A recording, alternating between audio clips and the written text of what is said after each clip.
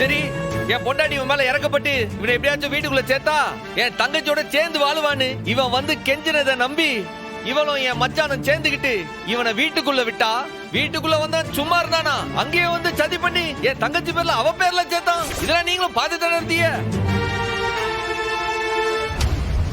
அது என்னோட தப்பு தான். லவ் பண்ணி தானே கல்யாணம் பண்ணாங்க. சரி, ஏதோ ஒரு தப்பு பண்ணிட்டாரு, திருந்திட்டாருன்னு நினைச்சு வாய்ப்பு கொடுத்தோம். ஆனா கட்டின பொண்டாட்டிய வேற ஆள் கூட சேர்த்து கதை கட்டி விட்டு நாடகம் ஆடிருக்கான். இப்படி ஒரு கேடு கட்டவெல்லாம் இந்த உலகத்துல இருப்பாங்களையா? நீங்களே சொல்லுங்க. ஐயா, அன்னைக்கு என் குடும்பமே கூலி குறுகி நின்னுச்சியா. அந்த அவமானத்துக்கு யாராவது பதில் சொல்ல முடியுமா? எங்க அண்ணன் தான் சபதம் போட்டு இவன் தான் எல்லாத்தையும் செஞ்சான்னு சாட்சியோட போலீஸ் கிட்ட புடிச்சு கொடுத்துச்சு. அதோட நிக்கல, எனக்கு கடத்திட்டு போய் தப்பா நடந்துக்க வர முயற்சி பண்ணான். அந்த கேஸ் வரை இவன் மேல இருக்கு. எனக்கு வேண்டாங்கய்யா.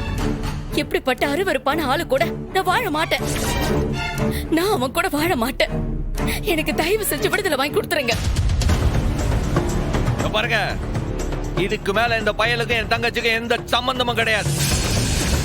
நீங்க ஏதோ பஞ்சாயத்துக்காரங்களா சேர்ந்து என் தங்கச்சிக்கு இவன் கிட்ட இருந்து ஒரு விடுதலை வாங்கி கொடுங்க. உங்க சாட்சியா அதை உறுதிப்படுத்துறதுக்கு தான் இந்த பஞ்சாயத்தையே கூட்டியிருக்கு.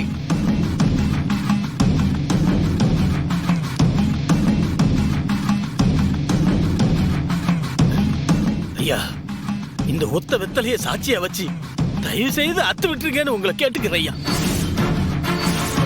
பாருங்க, என் தங்கச்சி கழுத்துல இருக்கிற தாலிய இப்ப கைட்டி அவன் முன்னாடி வைக்க போதும். இதுக்கப்புறம் அவன் என் தங்கச்சிக்கு எந்த தொந்தரவும் கொடுக்க கூடாதுன்னு பஞ்சாயத்துக்காரங்க முன்னாடி உறுதி செய்யணும்.